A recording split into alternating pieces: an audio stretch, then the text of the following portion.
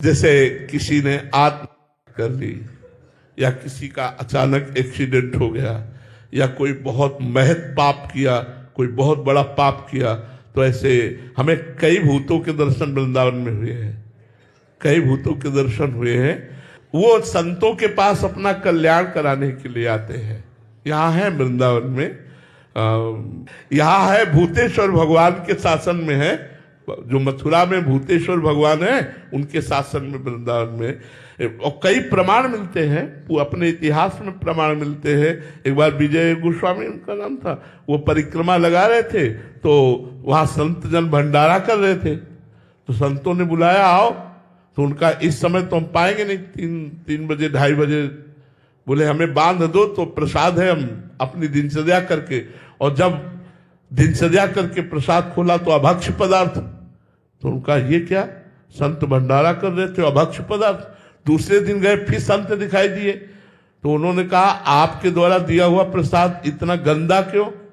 तो उनका हम संत वेश में हैं लेकिन हम भूत बन गए हैं।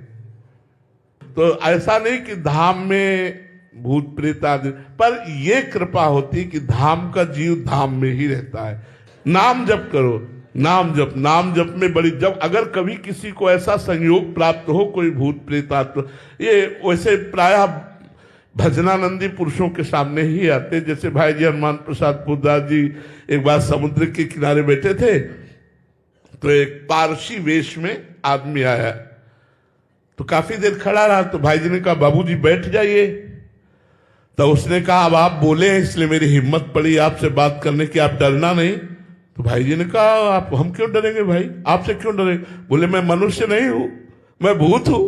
तो एक बार तो भाई जी को लगा कि भूत, तब उन्होंने कहा आप इतने सुंदर पोशाक में, बोले भूतों की भी कोटियां होती हैं, और उन्होंने बताया कि मेरा उद्धार आपके द्वारा हो जाएगा, आप कृपा करें, ऐसा ऐसा विधान करें।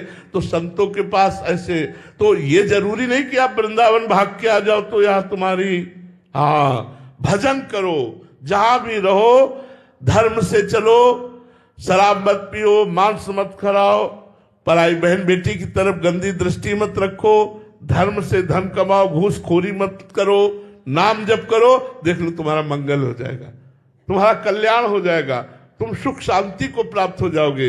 यही हमारी सबसे प्रार्थना। जी आप